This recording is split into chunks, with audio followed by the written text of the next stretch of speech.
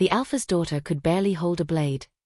While the other wolves trained beneath the sun, she stayed behind stone walls, shaking, exhausted, and afraid of sleep. They called her weak. They called her cursed. Every night, Elowen Nightvale dreamed of wolves running through silver mist, of howls cut short, of shadows closing in where no moonlight reached. She tried to warn them, but no one listens to a fragile child. Then the first wolf was found dead at the forest's edge, his body twisted exactly as Elowen had seen in her dream.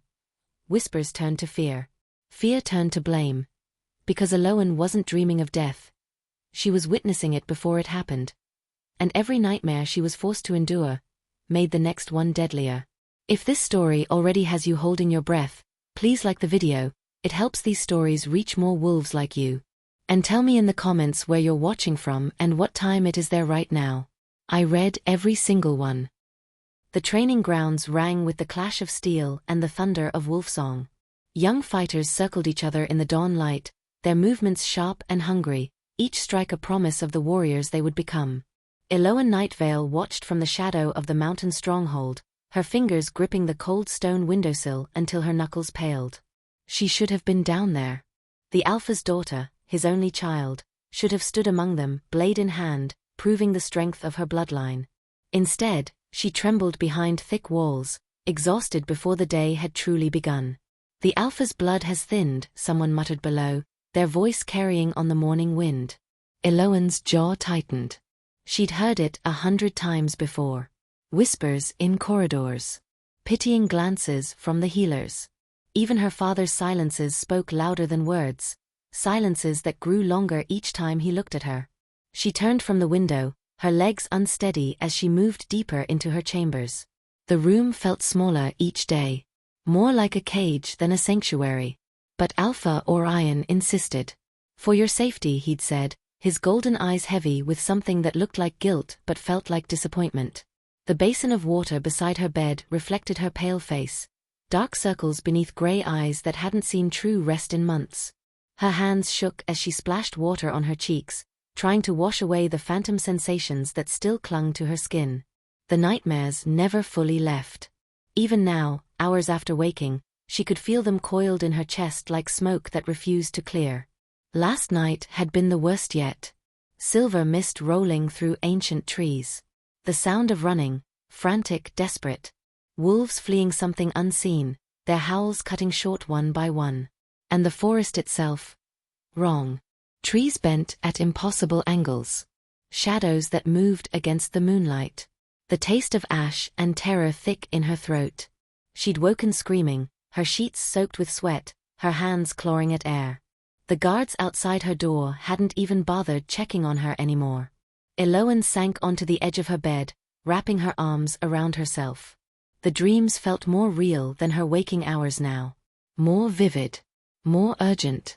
Like messages carved into her mind with claws she couldn't see. But messages about what? From whom? She tried telling her father. Once. Tried explaining the symbols that repeated, the broken trees, the silver fog, the way the shadows seemed to hunt. He'd called for the healers. They'd given her bitter teas that dulled her senses but never stopped the dreams. Then he'd moved her to this isolated wing of the stronghold, where her screams wouldn't disturb the pack. Where her weakness wouldn't shame him. Footsteps echoed in the corridor outside. Heavy. Purposeful. Elowen's breath caught as the door opened without courtesy of a knock. Garrick Stonehowl filled the doorway, his broad frame blocking the light. The pack's enforcer regarded her with cold amber eyes, his scarred face twisted in barely concealed disgust. The Alpha wishes to see you, he said flatly. Though why he bothers, I cannot fathom. Elowen forced herself to stand, to meet his gaze even as her legs threatened to give out. Tell my father I will come. Garrick's lip curled. You can barely stand, girl. You're a burden to this pack. A weakness we cannot afford. He left before she could respond, his words hanging in the air like poison. Elowen steadied herself against the bedpost, her heart pounding in her chest. They don't understand, she thought desperately. None of them understand. The dreams weren't just nightmares. They were warnings.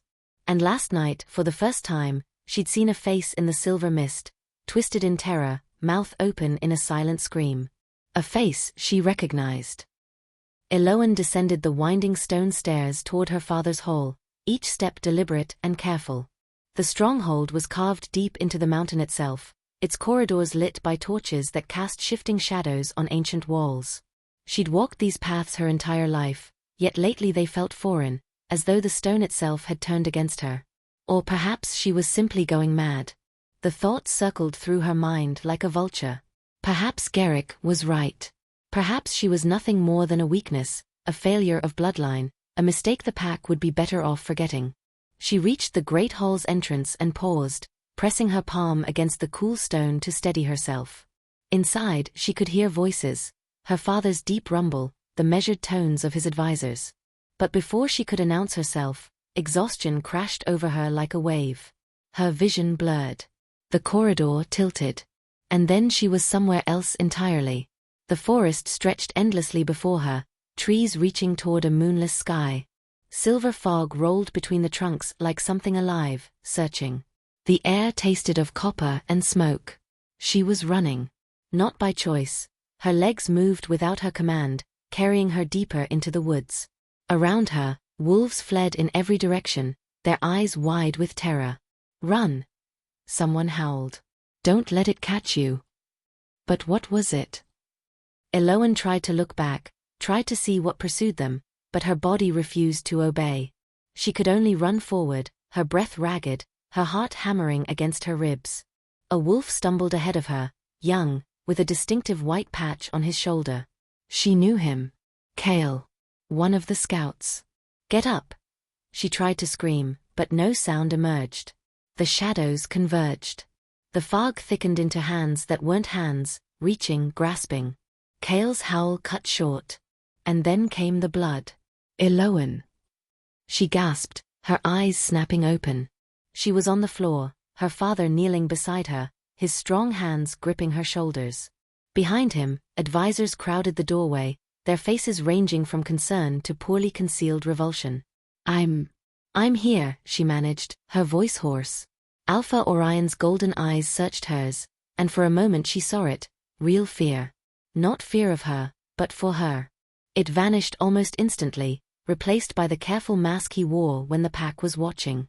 "These episodes are worsening," he said quietly, helping her to her feet. "Mera should examine you again." "No." The word escaped before Elowen could stop it. "The healers can't help me, father. The dreams. They're not illness. They're enough." His voice was gentle but firm. "We will not speak of this here." She looked past him at the gathered wolves. Their eyes held pity, disgust, fear. Garrick stood among them, arms crossed, his expression saying "I told you so" without words. Elowen pulled away from her father's grip, forcing herself to stand straight despite the trembling in her legs. "Kale," she said, her voice barely above a whisper. "Where is the scout, Kale?" Orion's brow furrowed. "He left at dawn for the forest border." "Why do you ask?" Her throat tightened. The white-patched shoulder. The desperate running. The shadows closing in. "Call him back," she said urgently. "Please. Something is going to happen to him." "I saw." "You saw nothing but fever dreams," Garrick interrupted, stepping forward. "The girl is unwell, Alpha. She should not be allowed to spread her madness among the pack." "I'm not mad." Elowen's voice cracked. "I saw him die. In the forest, with the silver fog and the shadows." "Delusions," Garrick said coldly. "The weak mind creates monsters to excuse its own failings." Orion raised a hand for silence, his jaw tight. He looked at his daughter, truly looked at her, and Elowen saw the war playing out behind his eyes. Love against duty. Trust against reputation. "Kale will return by nightfall," he said finally. "If he does not, we will send a search party." It wasn't enough. It would never be enough. But Elowen had no strength left to argue. She nodded once, then turned and fled back toward her chambers, her father's conflicted gaze burning into her back. She reached her room and collapsed against the door, sliding down until she sat on the cold floor. Her hands were shaking violently now. When she looked down, she froze. Her palms were stained red. Not with paint. Not with anything she could explain away. With blood that wasn't hers. Blood that felt like a prophecy she couldn't stop. The blood wouldn't wash away. Elowen scrubbed her palms raw in the basin, the water turning pink, then clear, then pink again as if the stains renewed themselves. She didn't understand. There were no cuts, no wounds, just the lingering sensation of something wet and warm that shouldn't exist. Finally, she gave up and wrapped her hands in cloth, hiding them beneath the sleeves of her dress. The hours crawled by like wounded things. She paced her chambers, unable to sit, unable to rest. Every time she closed her eyes, she saw Cale's face twisted in terror, heard his howl cutting short, felt the shadows closing in like jaws. He'll come back, she told herself desperately. The dream was wrong. It has to be wrong. But deep in her bones, she knew the truth.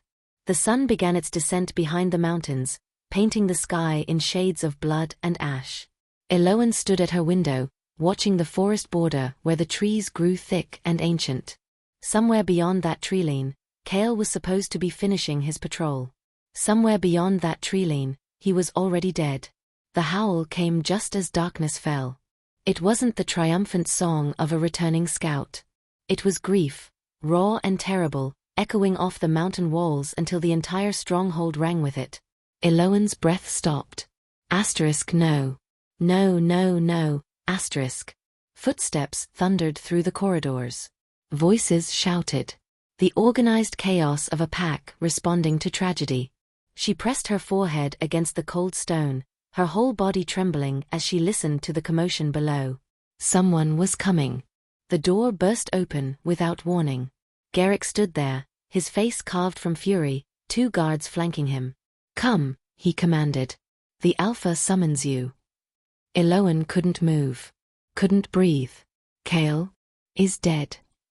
The words landed like blows. Found at the forest border. Exactly where you said. His eyes narrowed. Which makes you either a prophet or a murderer. And I know which I believe. I didn't, her voice broke. I tried to warn. Move. Garrick seized her arm, his grip bruising, and hauled her into the corridor. The walk to the great hall felt like a march to execution. Wolves lined the passages, their eyes following her with naked suspicion. Whispers hissed in her wake like poison. Found him torn apart. She knew where he'd be. Cursed, I always said she was cursed.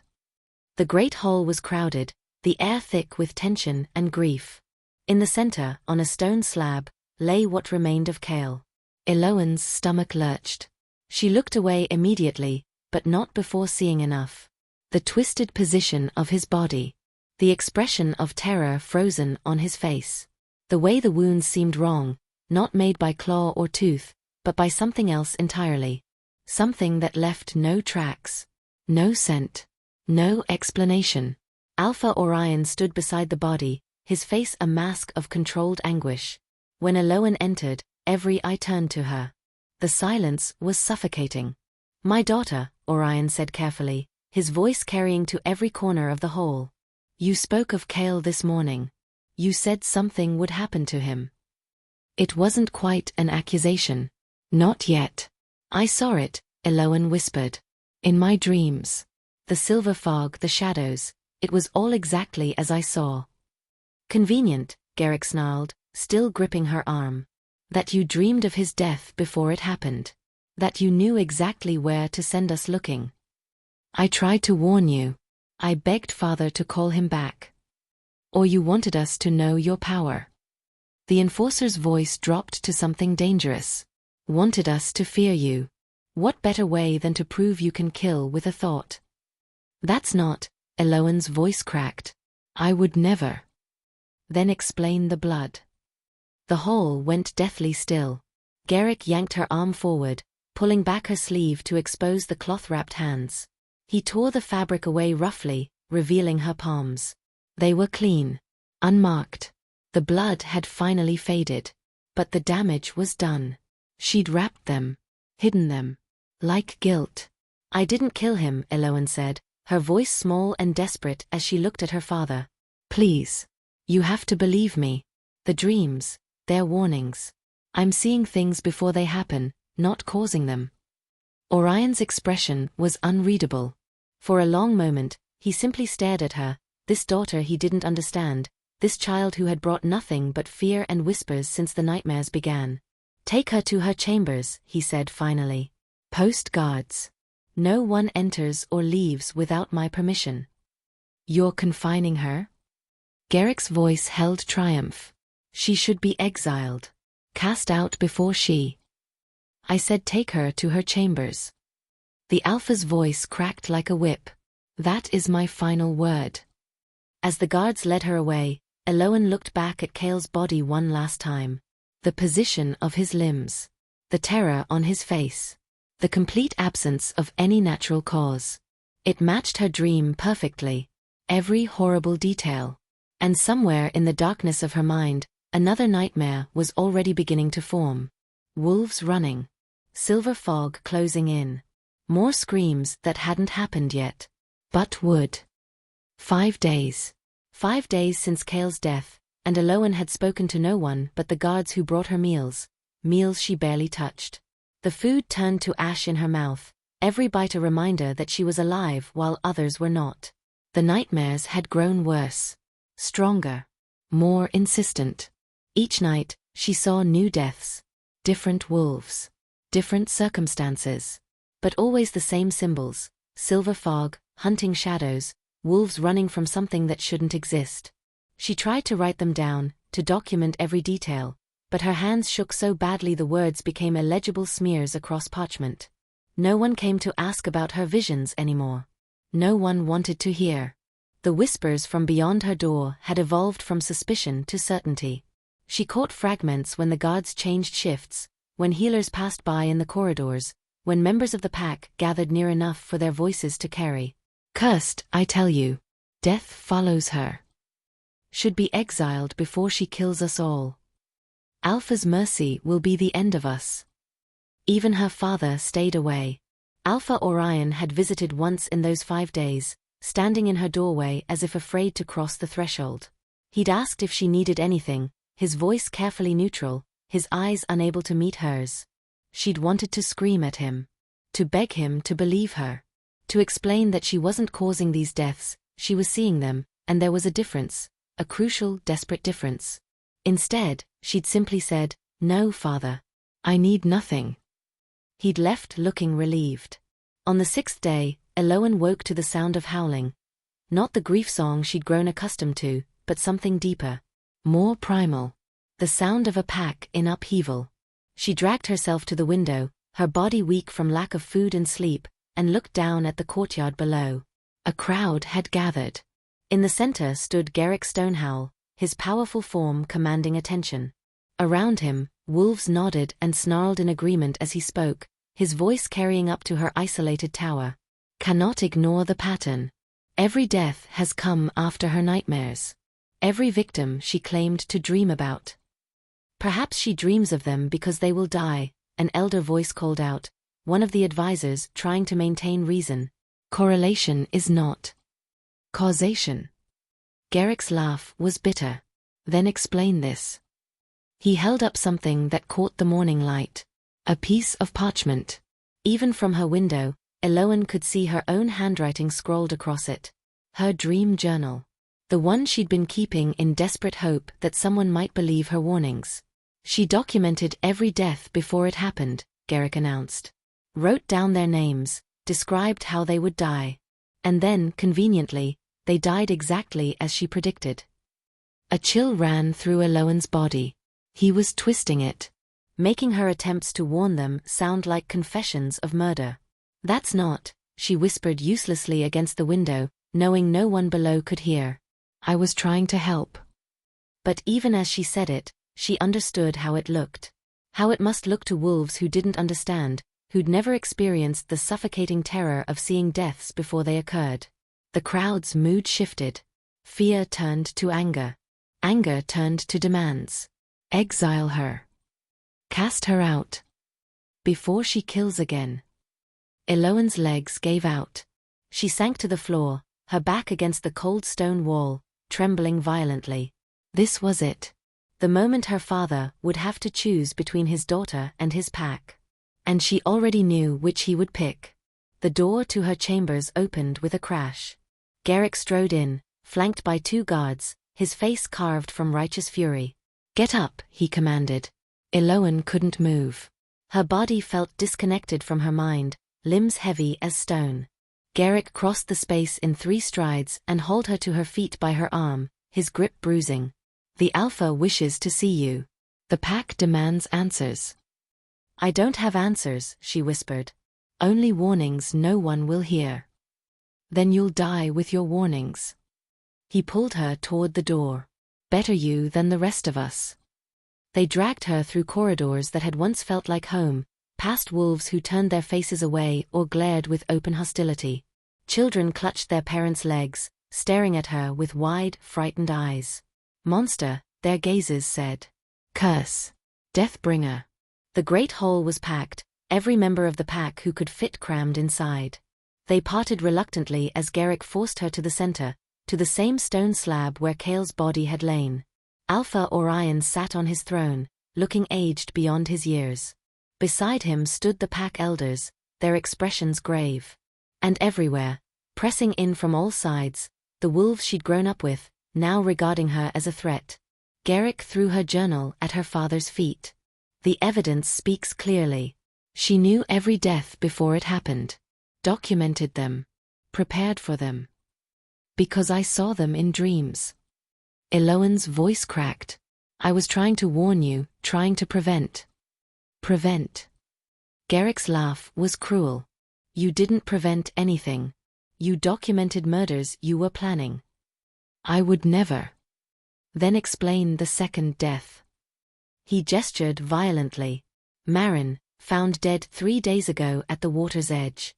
Drowned in silver fog, exactly as you described. Exactly as you predicted." Elowen's throat closed. Marin. Sweet, gentle Marin who'd once braided her hair when she was young. She'd dreamed of her death. Had tried to tell the guards, who'd dismissed her ravings as delirium. "I tried to warn them," she whispered. "No one would listen." Convenient excuse for a murderer. "Enough."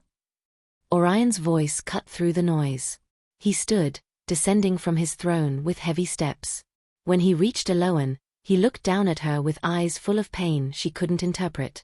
"My daughter," he said softly. "Do you deny that you dreamed of these deaths before they occurred?" "No. But, do you deny that you documented them in detail?" "I was trying to." "Answer the question." Elowen's eyes burned with unshed tears. "No. I don't deny it." A ripple of anger moved through the crowd. Orion's jaw tightened. "Then I have no choice.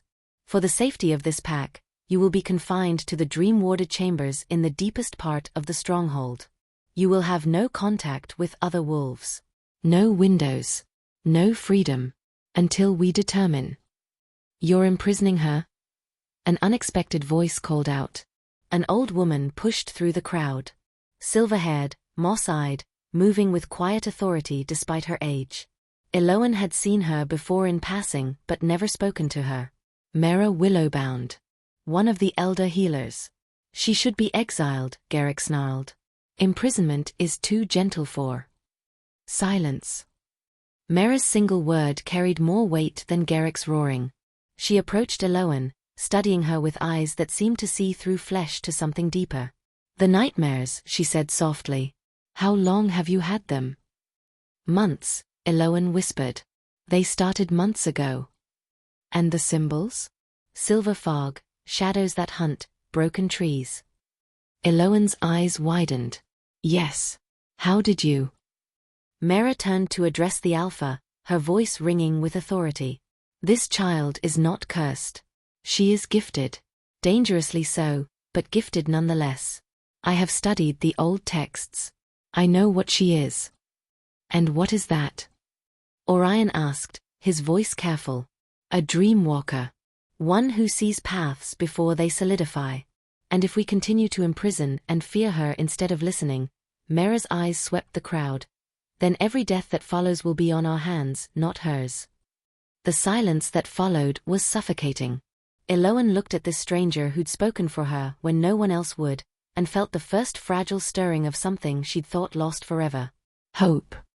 3 days had passed since the second death. 3 days of Elowen locked in her chambers, guards stationed outside her door like sentries guarding a prisoner rather than protecting a daughter.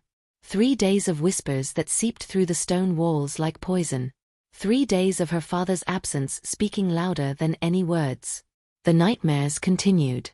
Each one more vivid, more urgent. Wolves dying in ways that defied nature. Crushed by invisible weight, drowned in mist that filled their lungs, torn apart by shadows that left no marks. And each morning, she woke with her hands clean but her mind stained with blood that hadn't been spilled yet. The knock came just after dawn, soft, deliberate, nothing like the harsh rapping of guards or Garrick's brutal intrusions. "Enter," Elowen said hoarsely, not bothering to rise from where she sat on the floor, her back against the cold stone wall. The door opened to reveal a woman Elowen had seen only in passing, one of the elder healers who tended to the pack's ailments and injuries. She was older than most, her hair silver-white, her eyes the color of deep forest moss. She moved with a quiet grace that seemed at odds with the harsh mountain stronghold. "Elowen Nightvale," the woman said softly, closing the door behind her. "My name is Mera Willowbound. I've come to speak with you about your dreams." Elowen's throat tightened. "The healers already decided I'm cursed. What more is there to say?" "The other healers see only symptoms to suppress." Mera approached slowly, as one might approach a wounded animal. "I see something else entirely." She settled onto the floor beside Elowen, her movements careful and respectful. From within her robes, she withdrew a small leather journal, its pages worn and stained with age. "Tell me about the symbols," Mera said. "The ones that repeat in your nightmares. The broken trees, the silver fog, the hunting shadows. Tell me everything." Something in her voice, the absence of judgment, the genuine curiosity, made Elowen's carefully constructed walls begin to crumble. "They're always the same," she whispered. "The silver fog comes first, rolling through the trees like something alive. Then the shadows. They move wrong. Against the light. Against nature. And the wolves run, but there's nowhere to go. The forest itself becomes a trap." Mera's fingers traced patterns in her journal as she listened. "And when you wake?" "My hands." Elowen held them up, studying her palms as if they belonged to someone else. "Sometimes there's blood.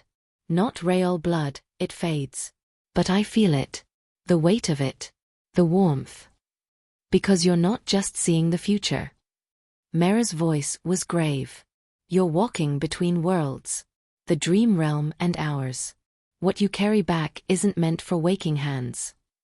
Elowen turned to her sharply. "You believe me?" "Believe you?" Mera's expression softened with something like sorrow. "Child, I've been trying to warn the pack elders about you for months. But they prefer to dismiss what they don't understand." She opened her journal, revealing pages filled with intricate drawings, symbols that made Elowen's breath catch. The silver fog. The twisted trees. Wolves caught mid-flight. Everything she'd seen in her nightmares, rendered in careful detail. "These are the marks of a dream walker," Mera explained. "An ancient gift, rare and powerful.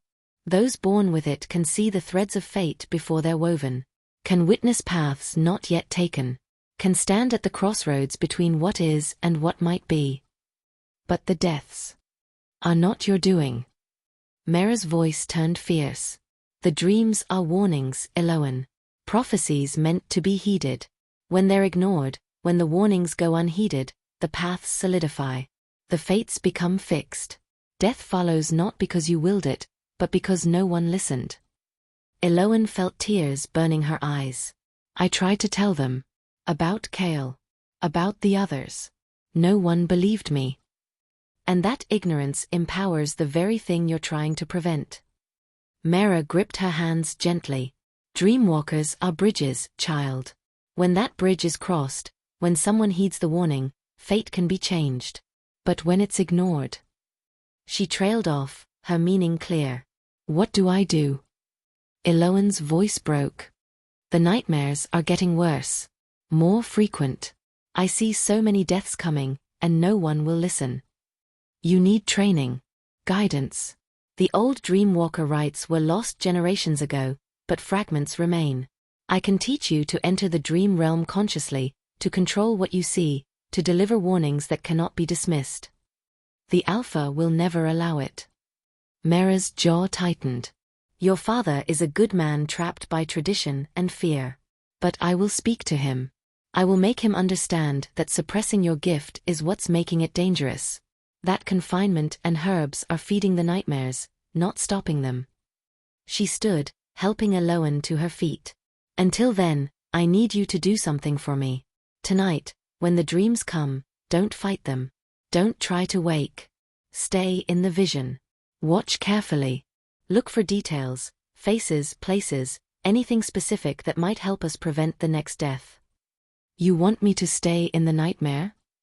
Elowen's voice trembled.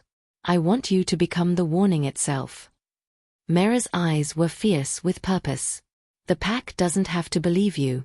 But they'll believe what we can prove. If you see who dies next, where and when, we can intervene. Save a life. Show them that your gift is protection, not curse. For the first time in days, Elowen felt something other than despair. Hope. Fragile and terrifying, but real. I'll try, she whispered. Mera squeezed her shoulder. That's all anyone can ask. But know this, I will fight for you, Elowen Nightvale. The pack may fear what you are, but I know what you could become. A shield. A guardian. A dreamwalker who saves lives instead of watching them end. She moved toward the door, then paused. The elders will try to silence me. Garrick especially. He believes strength is only measured in claws and teeth. But I've lived long enough to know that the most powerful wolves are often the ones who see what others cannot. After she left, Elowen stood in the center of her chamber, Mera's words echoing in her mind. A dreamwalker. A bridge between worlds. A warning that must be heard. That night, when the silver fog rolled through her dreams again, Elowen didn't wake screaming. She stayed. She watched. And she saw exactly who would die next. The dream came with a violence that stole Elowen's breath. She'd taken Mera's advice, stayed in the vision instead of fighting it, watched with careful focus even as terror clawed at her mind. But this nightmare was different. Bigger. More catastrophic than anything before. 3 wolves running through the forest. She knew their faces: Tauren, the weapons master; Silva, one of the scouts; and young Brennan, barely out of adolescence. The silver fog rose from the ground like smoke from unseen fires, thick and choking. It didn't just surround them, it herded them. Drove them toward a clearing where the trees grew twisted and wrong. Above, the shadows gathered like storm clouds. But these weren't natural shadows. They had weight, intention, hunger. Split up. Tauren shouted, but the fog closed in, boxing them together. The shadows descended. One by one they fell. Not from visible wounds, but as if something invisible crushed the life from their bodies. Tauren first, his defiant howl cut short. Then Silva, collapsing mid-stride. Finally Brennan, reaching toward something that wasn't there, his young face frozen in horror. All 3, gone in moments. And standing at the edge of the clearing, barely visible through the mist, a figure. Watching. Waiting. Elowen woke screaming. Guards burst through her door, hands on weapons, but there was no threat. Just her, tangled in sweat-soaked sheets, gasping for air that felt too thin. Get Mera, she managed. Now. It's happening again. But worse. The healer arrived within minutes, still fastening her robes. One look at Elowen's face told her everything. How many? Mera asked quietly. 3. At once. Elowen's voice shook. Tauren, Silva, and Brennan. In the twisted clearing past the northern border. The fog drives them there. The shadows. She couldn't finish. Mera's face went pale. When? Tonight. It has to be tonight. The moon was full in the vision. Elowen grabbed the healer's arm. We have to stop them from going out. All 3 of them. If they enter that forest together, I'll inform the Alpha immediately. Mera was already moving toward the door. He won't listen. Desperation made Elowen's voice sharp. He'll think I'm trying to manipulate him, that I'm. He'll listen. Mera's voice was steel. Because if he doesn't, and 3 wolves die exactly as you predicted, there will be no more doubts. Only bodies. She left at a run. Elowen paced her chambers like a caged wolf, counting heartbeats, waiting for word. Minutes felt like hours. What if her father dismissed the warning again? What if Garrick convinced him it was manipulation? What if the 3 wolves were already out on patrol, already heading toward their doom? The sun crawled across the sky with agonizing slowness. Finally, as shadows began to lengthen toward evening, her door opened. Not Mera this time, but her father. Alpha Orion entered alone, closing the door behind him. His face was haggard. Tauren was scheduled for Northern Patrol tonight, he said without preamble. Silva and Brennan were to accompany him. I've ordered them to remain in the stronghold. Relief flooded through Elowen so powerfully her knees weakened. Thank you, Father, They're refusing. The words hit like a physical blow. What? Tauren says he won't cower because of fever dreams. Silva believes the patrol is necessary. There have been disturbances near the border. And Brennan. Orion's voice cracked slightly. Brennan wants to prove he's not afraid of you. They're going to die. Elowen's voice was hollow. If they go into that forest tonight, all 3 of them will die. I've forbidden it. As Alpha, I've given a direct order. And they're defying you? Orion's silence was answer enough. The pack was fracturing.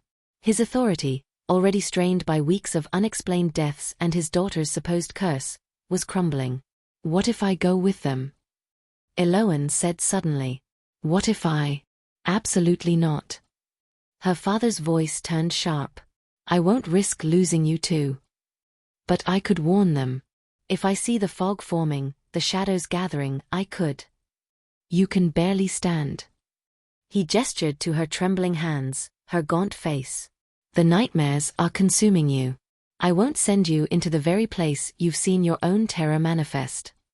Elowen wanted to argue, but exhaustion pressed down on her like a physical weight. He was right. She was weaker than she'd ever been, worn thin by sleepless nights and the constant assault of visions she couldn't prevent. Then post guards, she said desperately. Send warriors to follow them at a distance. If something happens. Already done. I've ordered a full patrol to shadow them without their knowledge. Orion's jaw was tight. If your vision is true, we'll intervene. And if it's not? He didn't finish, but the implication hung between them. If it's not true, then you really are delusional. Dangerous. Everything they say you are. It's true, Elowen whispered. I wish to the old gods it wasn't. But it's true. Her father left without another word. The hours until nightfall were torture. Elowen stood at her window, watching the sun sink behind the mountains, watching the full moon rise, exactly as she'd seen in her dream. She couldn't eat. Couldn't rest. Could only wait and pray that the Shadow Patrol would be fast enough, vigilant enough, brave enough to stand against something that shouldn't exist. The howl came 2 hours after moonrise. Not grief this time. Terror. Pure, undiluted terror that echoed off the mountain walls and sent ice through Elowen's veins. Then another howl. And another. The Shadow Patrol, calling for help. Elowen's door burst open. Mera stood there, her face ashen. They found them, the healer said, her voice barely above a whisper. All 3. In the twisted clearing. Exactly as you described. The world tilted. Dead. Elowen managed. 2 dead. Brennan still lives, but barely. The warriors who followed them said. Mera's voice caught. They said the fog rose from nowhere. The shadows came down like living things. And by the time they reached the clearing, it was over. No tracks. No scent. Nothing but bodies and mist that vanished when they approached. Elowen sank to the floor. 3 deaths. She'd seen 3 deaths. And even with warnings, even with her father trying to prevent it, 2 had still occurred. Because the wolves had refused to listen. Because pride had been stronger than caution. Because the pack still didn't truly believe. "Brennan is asking for you," Mara said quietly. Elowen's head snapped up. "What?" "He's dying. The healers can't save him. Whatever touched him in that clearing damaged something we can't see or mend. But he's conscious. And he says he needs to tell you something before." She couldn't finish. They moved through the stronghold in silence. Wolves pressed against the walls as they passed, their expressions ranging from fear to fury to something that might have been shame. Everyone knew now. Elowen had predicted this. Had warned them. Had begged them to stop it. And they hadn't listened. The healing chambers smelled of herbs and blood. Brennan lay on a stone slab, his young face gray, his breathing shallow. Around him, healers worked frantically, but Elowen could see the truth in their eyes. He was already gone. His body just hadn't realized it yet. When Brennan saw her, his hand lifted weakly. Elowen rushed to his side, taking his cold fingers in hers. "You were right," he whispered, blood flecking his lips. "The fog. The shadows. Exactly like you said. I'm sorry. I'm so sorry I didn't believe you. Shoo. Save your strength." But even as she said it, she knew there was no strength left to save. "There was someone there," Brennan continued, his voice growing fainter. "At the edge of the clearing. Watching. I saw them before. Before the shadows came. They were." His eyes widened with desperate urgency. They were smiling. His hand went limp in hers. His final breath rattled out. And Elowen knelt beside the body of a young wolf who died because he'd been brave enough to defy a curse, but not wise enough to heed a warning. Around her, the silence was absolute. No one denied her visions now. No one called her delusional.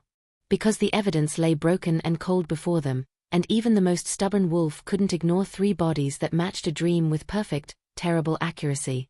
But Brennan's final words echoed in her mind, chilling her more than any nightmare. Someone had been there. Watching. Smiling. The deaths weren't random. They were orchestrated. And somewhere, whoever was behind them was still out there, using her warnings, her isolation, her curse to kill wolves while making her look like the monster. The nightmare came with brutal clarity. Elowen didn't fight it. She let herself sink into the vision, watching with the detached focus Mara had taught her. Every detail mattered now. Every symbol could be the key to prevention. The elders' quarters. Moonlight streaming through the high window. A figure moving through the shadows.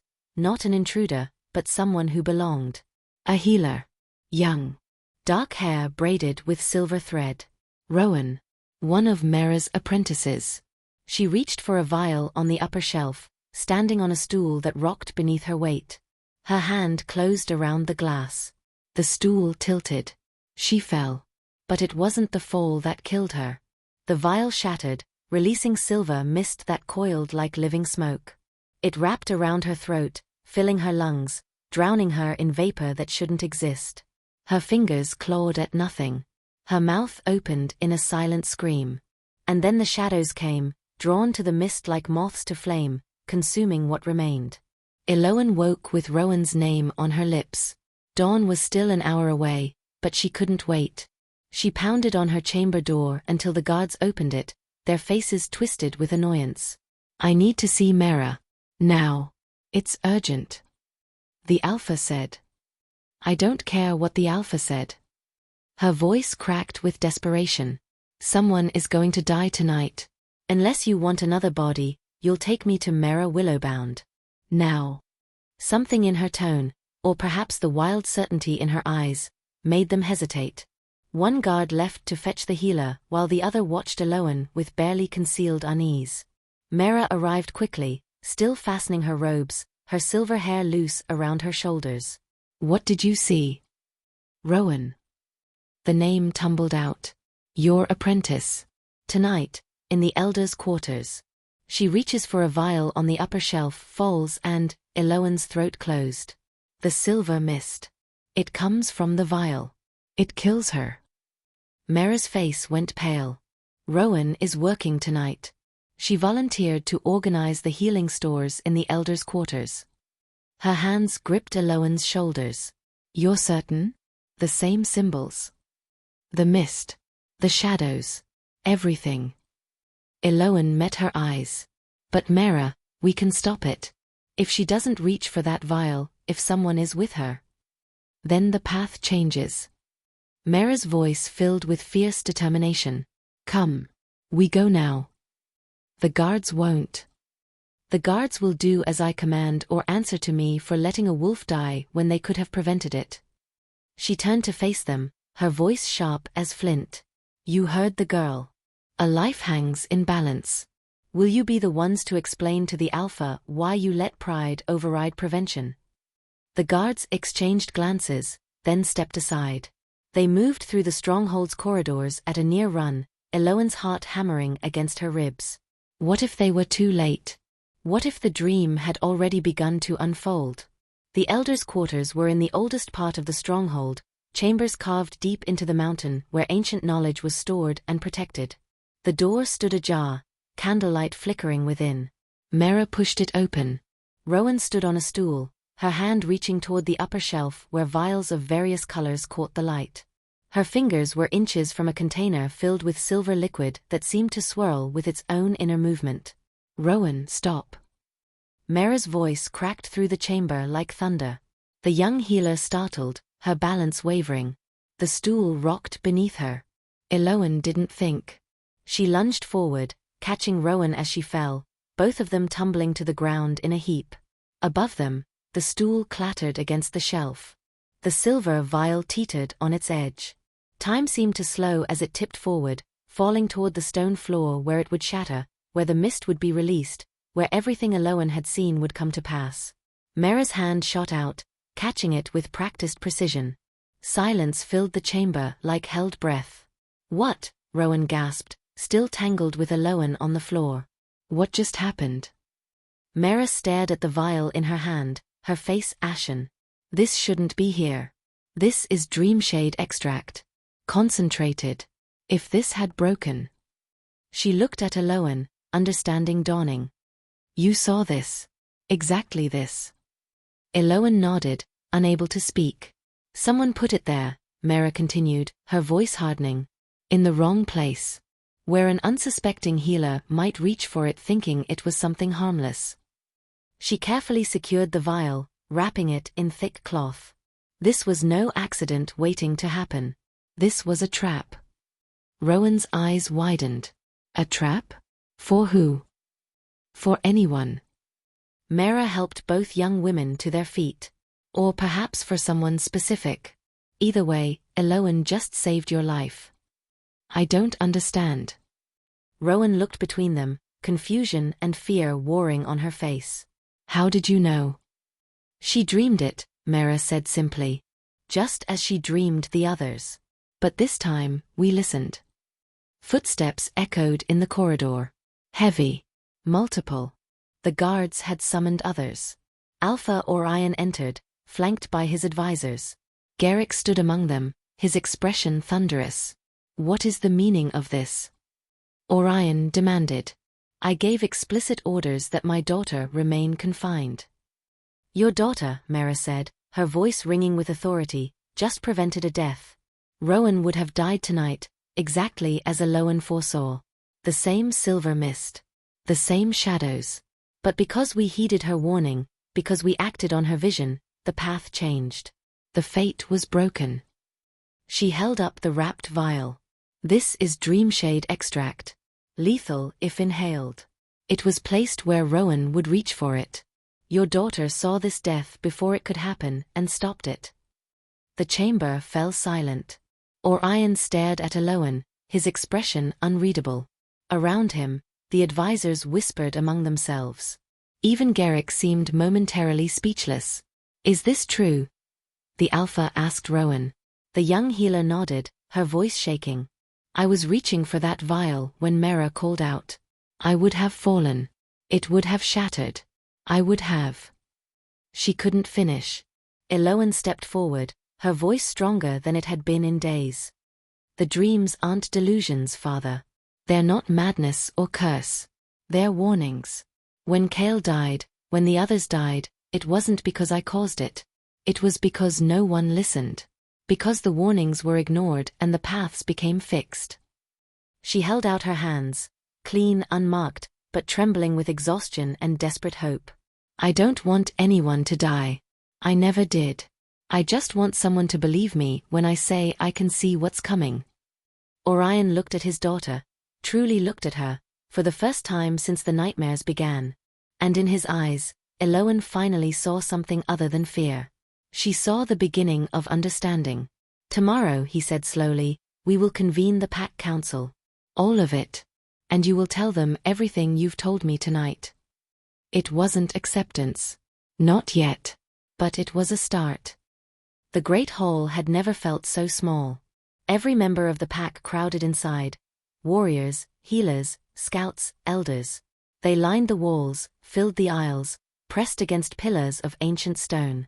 All eyes turned toward the center where Elowen stood beside her father, Mera at her other side like a silent guardian. The weight of their stares threatened to crush her. Fear, suspicion, curiosity, anger, 1,000 emotions swirling through the charged air. Alpha Orion raised his hand, and silence fell like a blade. We gather today to address what has plagued this pack for weeks, he began, his voice carrying to every corner. The deaths. The dreams. And my daughter. Garrick stepped forward from the crowd, his scarred face twisted with barely controlled fury. We know what she is, Alpha. A curse. A blight on your bloodline. How many more must die before you? Rowan lives. Orion's words cut through the enforcer's speech like steel. Last night, my daughter foresaw her death. Warned us. And because we listened, because we acted on that warning, one of our healers still breathes today. Murmurs rippled through the assembled wolves. Rowan stood among the healers, her face pale but her chin lifted high. She nodded once, confirming the Alpha's words. One success doesn't erase the others, Garrick snarled. Kale is still dead. So are the others. How convenient that she can save a life only after causing so many. She caused nothing. Mera's voice rang out with authority that silenced even Garrick. The deaths occurred because warnings were ignored. Because this pack chose fear over wisdom. Because you, she pointed directly at the enforcer, convinced everyone that a frightened child was your enemy instead of your salvation. She moved to stand beside Elowen, her presence a shield. I have studied the old texts. Spoken with what few elders still remember the ancient ways. Elowen Nightvale is a dreamwalker, a gift so rare, so precious, that most believe it legend. She walks the spaces between what is and what might be. She sees paths before they solidify into fate. Madness, Garrick spat. You speak of myths and then explain the dream shade. Mera held up the wrapped vial. This was placed in the healing stores, hidden among harmless remedies. Anyone could have reached for it. But Elowen saw which path would unfold if we did nothing. She saw Rowan's death with perfect clarity, the fall, the shattered vial, the silver mist that would have killed her. And because we listened, that path was broken. Orion's jaw tightened.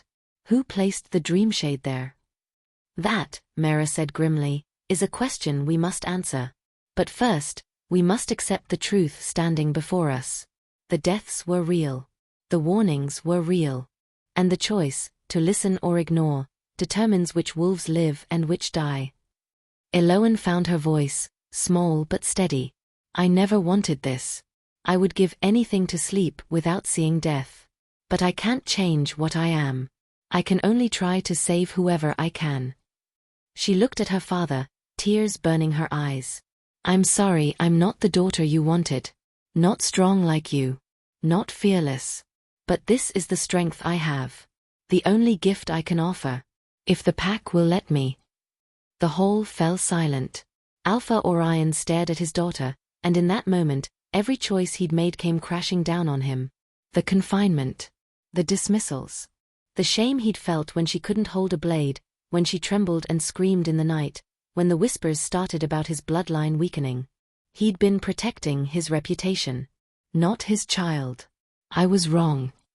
The words came out raw, stripped of pretense. I looked at my daughter and saw weakness because she didn't match what I expected strength to look like.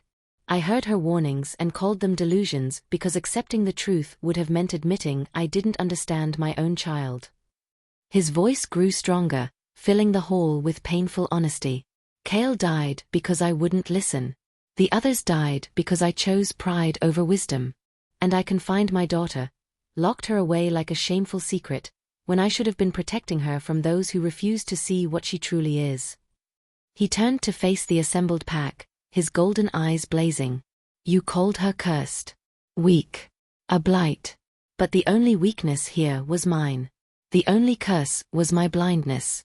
My daughter sees what we cannot, knows what we refuse to believe. And instead of honoring that gift, we punished her for it. Orion moved to stand directly beside Elowen, placing his hand on her shoulder. Not to restrain, not to comfort, but to claim, publicly and without shame, his place beside her. From this moment forward, anyone who speaks against Elowen Nightvale speaks against me. Anyone who dismisses her warnings will answer for the deaths that follow. She is my daughter. She is Dreamwalker. And she will be protected, respected, and heeded. He looked down at her, and for the first time in months, Elowen saw no fear in his eyes. Only love. And regret. And fierce determination. I cannot undo the pain I've caused you, he said softly, meant only for her. Cannot give back the nights you spent alone and afraid while I pretended not to hear your screams. But I can stand beside you now. If you'll let me. Elowen's throat closed around words she couldn't speak. Instead, she nodded, and felt her father's hand tighten on her shoulder. Garrick stepped forward, his face dark with rage. You would elevate this broken child, above the traditions that have kept us strong for generations? Above warriors who shed blood for this pack. I would elevate truth above tradition, Orion said coldly. And I would remind you, Garrick Stonehowl, that strength takes many forms. My daughter may not wield a blade, but she wields something far more valuable. The ability to stand between our pack and death itself. He addressed the whole once more. We will establish new rights. Dreamwalkers will be honored, not feared. Warnings will be investigated, not dismissed. And anyone, his gaze swept across Garrick and the elders who'd supported him. Anyone who contributed to the climate of fear that led to these deaths will spend the coming months proving their loyalty through service. It wasn't quite justice, but it was acknowledgement. Public. Binding. Mera stepped forward. The old Dreamwalker rights can be restored. With the Alpha's permission, I will train Elowen. Teach her to control what she sees, to deliver warnings clearly, to walk the dream realm without being consumed by it. You have my permission, Orion said. And my gratitude. I only wish I had listened to you sooner. The pack began to disperse, voices rising in discussion and debate. Some still looked at Elowen with suspicion. Others with new understanding. But the fear, that suffocating, crushing fear, had begun to lift. As the hall emptied, Orion knelt before his daughter, bringing himself to her eye level. I failed you, he said simply. As an alpha. As a father. I let fear make me cruel and shame make me blind. And I cannot promise I'll always understand what you see or experience what you feel. But I can promise to listen. To believe you. To stand beside you. Always. Elowen's tears finally fell. I thought you were ashamed of me. I was ashamed of myself, he corrected gently. You are brave in ways I never had to be. Strong in ways I never understood. And I will spend whatever time I have left proving that you are not the disappointment I was. He pulled her into his arms, and for the first time in months, Elowen felt safe. Not because the nightmares would stop, but because when they came, she would no longer face them alone. The ritual chamber was carved deep within the mountain, far below the living quarters of the stronghold. Ancient symbols marked the walls, spirals and crescents that predated the current pack by generations. This was where the old rites had been performed, before Dreamwalkers became legend and fear replaced wisdom. Elowen stood in the center of a circle drawn in silver ash, her bare feet cold against smooth stone. Around her, candles flickered in patterns Mera had carefully arranged, not for light, but for focus. For anchoring. Are you ready? Mera asked softly, her silver hair loose and flowing, her healer's robes replaced by the simple dress of the old ways. Elowen's hands trembled. What if I can't control it? What if the nightmares are too strong? Then I'll pull you back. Mera moved to stand at the circle's edge. But I don't believe that will happen. You've been fighting the dreams for months, trying to wake yourself, trying to escape them. Tonight, you stop fighting. You embrace them. You claim them as yours. Alpha Orion stood in the shadows near the entrance, having insisted on being present despite Mera's warnings that his presence might distract his daughter. His golden eyes reflected the candlelight, watchful and protective. Beside him, surprisingly, stood several pack elders who'd witnessed the changed atmosphere in the stronghold. Even some of the warriors who'd once feared Elowen had asked to maintain vigil outside the chamber, not to guard against her, but to guard her. The dream-binding rite is simple in theory, Mera explained, her voice taking on the cadence of teaching. You will enter sleep consciously. Instead of being pulled into nightmares against your will, you will walk into the dream realm with intention.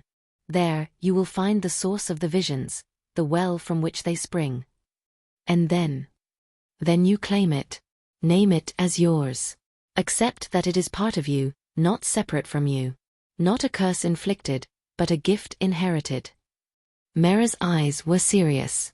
The nightmares have power over you because you've been rejecting them, trying to push them away. Once you accept them, integrate them, they become tools instead of torments. Elowen closed her eyes, steadying her breathing. She thought of Kale, of Marin, of Torin and Silva and young Brennan. All the deaths she'd witnessed in dreams but couldn't prevent. All the warnings that had come too late or been ignored. She thought of Rowan, saved because someone finally listened. And she thought of Lyra, the frightened child who'd found sanctuary here, who represented every other dreamwalker who might be born in the future. Who deserved better than Elowen had received. I'm ready. Mera began to chant in the old tongue, words that felt familiar despite Elowen having never heard them before. They resonated in her bones, in her blood, calling to something ancient that had always been part of her lineage. The candles flickered in unison. The air grew heavy, thick with possibility.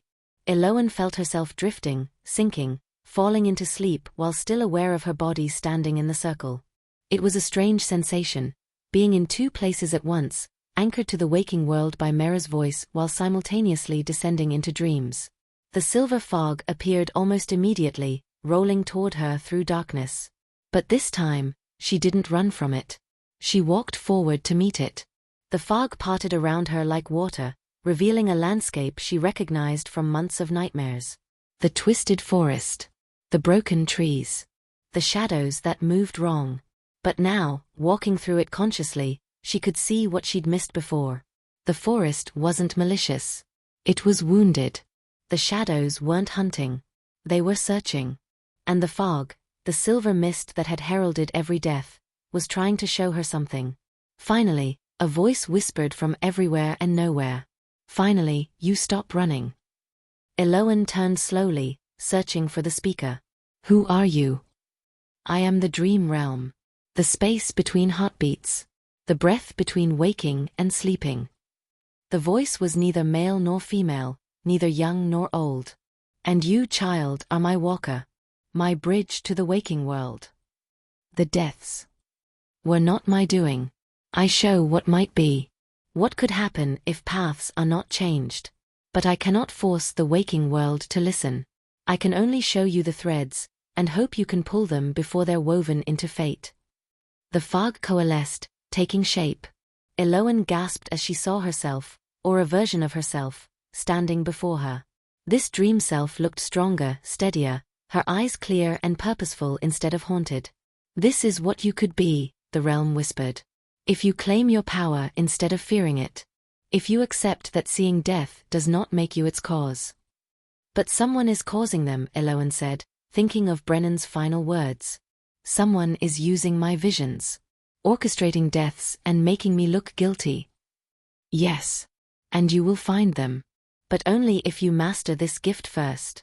Only if you can walk here freely, gather information clearly, and return with warnings that cannot be dismissed or twisted. The dream self extended her hand. Elowen stared at it, understanding what was being asked. To accept this part of herself. To integrate the dreamwalker with the frightened girl. To become whole instead of fractured. She reached out and took the offered hand. Power surged through her, not violent but vast. Like standing at the edge of an ocean and feeling the pull of infinite tides. The nightmares weren't separate entities attacking her. They were extensions of herself, reaching into possibility, trying to protect those she loved.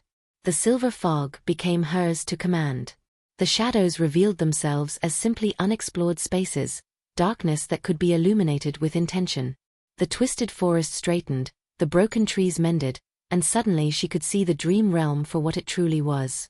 A library of futures. A map of paths. A warning system. That had been trying desperately to make her listen. Good, the realm's voice said, satisfied. Now wake.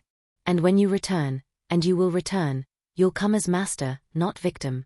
As walker, not prisoner. Elowen's eyes opened. She was still standing in the circle, but everything felt different. Clearer. The trembling in her hands had stopped. The exhaustion that had plagued her for months had lifted, replaced by a quiet, centered strength. Mera smiled, tears streaming down her face. You did it. I felt the shift. The binding took hold. Alpha Orion stepped forward from the shadows, his expression awed. You're different. Stronger. I'm whole, Elowen corrected softly. For the first time in months, I'm whole. She looked at her hands, steady now unmarked, and knew that when the visions came again, there would be no phantom blood. No terror she couldn't control. Just information, clearly delivered, ready to be acted upon. The nightmares, Mera asked, are still there. They always will be. Elowen met her mentor's eyes.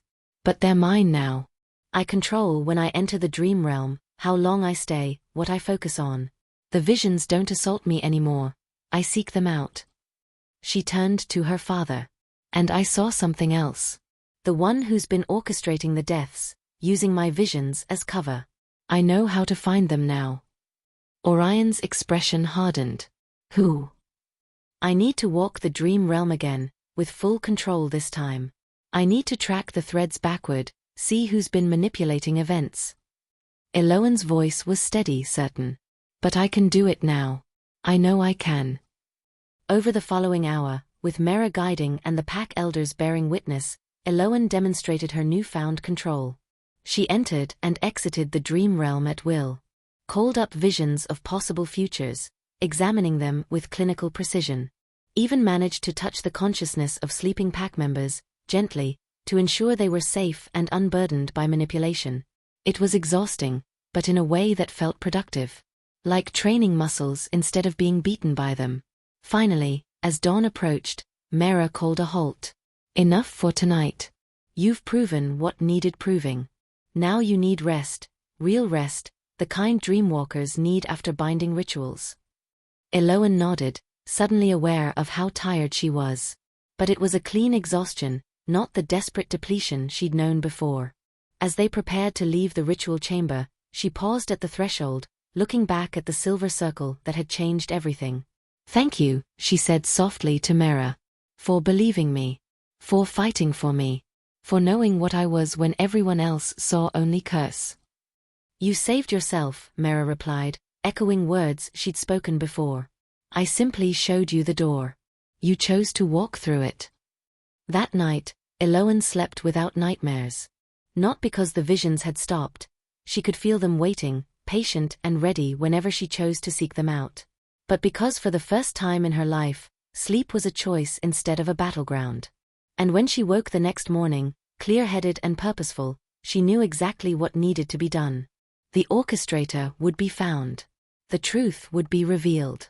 And the pack would finally understand that dreamwalkers weren't the danger. Ignorance was. 3 months had passed since the dream-binding rite. Elowen stood at the edge of the training grounds, no longer watching from shadows but standing in open sunlight. The young warriors paused in their drills to nod respectfully as she passed, not with pity or fear, but with genuine acknowledgement. Everything had changed. The nightmares still came. They always would. But now they arrived as visions rather than violations. Clear, controlled, purposeful. Elowen could enter the dream realm at will, could navigate its silver mists and shadowed paths with Mera's guidance, could return with warnings that were specific enough to act upon. And the pack listened. 2 more deaths had been prevented in the months since the rite. A hunter warned away from unstable ground. A child kept from wandering too close to the forest border at the wrong hour. Each time, Elowen's visions had been heeded, investigated, and proven true. The whispers had changed from cursed to blessed. She made her way through the stronghold, her steps no longer hesitant or hidden. Wolves greeted her by name, asked how she'd slept, offered thanks for warnings that had saved friends and family. It still felt strange, but good. The great hall doors stood open, and inside, her father sat in council with the elders. Mera was there too, her voice carrying weight now that the pack had seen the truth of dreamwalking. Even some of the warriors who'd once dismissed Elowen now sought Mera's counsel. Garrick was notably absent. The enforcer had been assigned to border patrol, far from the heart of the stronghold, far from positions of influence. His protests had fallen on deaf ears. The pack had made its choice. Elowen found Mera afterward in the healing chambers, organizing herbs and remedies with practiced hands. "You're smiling," the elder healer observed. "A good dream last night?" "A peaceful one." Elowen helped sort dried flowers into labeled containers. No warnings. No deaths. Just rest. "Those nights are gifts. Treasure them." Mera paused, studying her young apprentice. "You've grown stronger.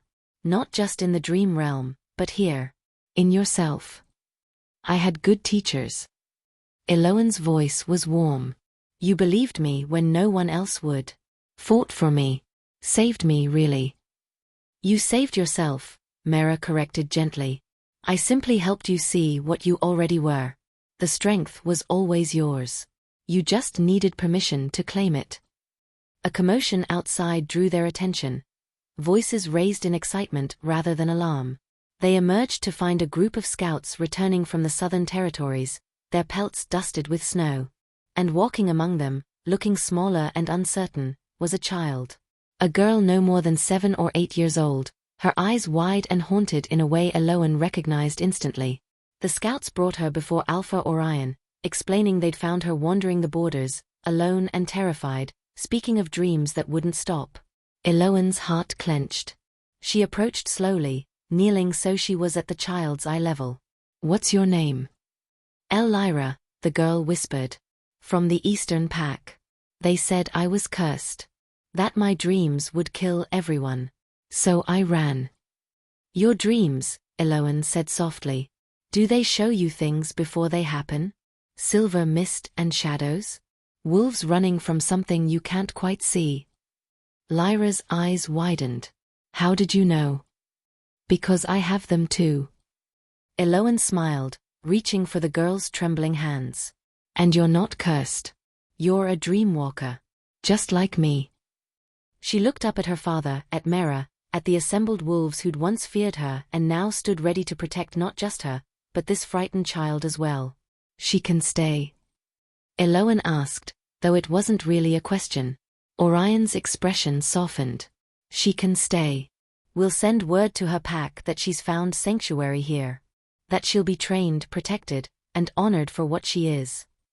Mera knelt beside them both. "We'll teach you together. Show you how to control the visions, how to walk the dream realm safely. You're not alone anymore, little one. You're among those who understand." Lyra looked between them, tears streaming down her face. "I thought I was broken." "You were never broken," Elowen said firmly. "You were just waiting for someone to see you clearly. To believe you when you said the dreams were real." She pulled the child into her arms, remembering her own terror, her own isolation, the crushing weight of being misunderstood. But also remembering the moment it changed. The moment her father chose to listen. The moment the pack chose to protect rather than condemn. That evening, as the sun set behind the mountains and the pack gathered for the evening meal, Elowen sat with Lyra on one side and Mera on the other. Her father presided over the whole, his golden eyes finding hers across the crowded space and holding. No words were needed. Just acknowledgement. Just love. Later, when Lyra had been settled into chambers near Elowen's own, near, not isolated, never isolated again, Elowen stood at her window looking out over the stronghold. The same view she'd watched from for months while imprisoned by fear and misunderstanding. But everything looked different now. The training grounds where she'd never belonged now welcomed dreamwalkers alongside warriors. The great hall where she'd been accused now housed laws protecting those with her gift. The corridors where wolves had whispered about her weakness now echoed with respect. She wasn't the daughter they'd expected. But she was the daughter they needed. And more importantly, she was the daughter they'd chosen to protect, not from herself, but from those who couldn't see past their own fear to recognize the strength in sensitivity, the power in perception, the courage it took to carry visions of death and still choose to warn rather than hide. Mera appeared in her doorway, her silver hair gleaming in the moonlight. "Lyra is sleeping peacefully," she reported. "I set dream wards around her chambers. She won't be troubled tonight." "Thank you." "She reminds me of you," Mera continued, moving to stand beside Elowen at the window. Terrified but trying so hard to be brave. Convinced she's dangerous when she's actually the opposite. "She'll be okay," Elowen said with quiet certainty. "We'll make sure of it. She won't have to face what I did. Won't be locked away or cold cursed. She'll know from the beginning that she's valued." "Because you survived," Mera said simply. "Because you fought through the fear and the isolation and emerged on the other side. You made it possible for others like you to be protected rather than punished." Elowen closed her eyes, feeling the cool night air on her face, hearing the distant sounds of the pack settling in for the evening. Her pack. Who believed her. Who listened when she spoke. Who stood ready to act on her warnings rather than dismiss them. She was never the warrior her father had hoped for. But she'd become something better. A guardian who fought battles before they began. A shield that protected through foresight rather than steel. A bridge between the waking world and the realm of dreams, standing watch so others could sleep peacefully. That night, when Elowen finally slept, there were no nightmares. Only dreams of silver mist that parted like curtains, revealing paths not yet taken, futures not yet written, and the comforting knowledge that when warnings came, someone would be there to listen. She was never weak. She was listening. And the pack, her pack, was finally listening back. If this story stayed with you, subscribe for more dark werewolf tales of hidden power, alpha bloodlines, and forgotten souls. Please like and share this story with someone who loves slow burn fantasy and emotional storytelling. Before you go, tell me below, where are you watching from, and what time is it for you right now? This pack truly spans the world.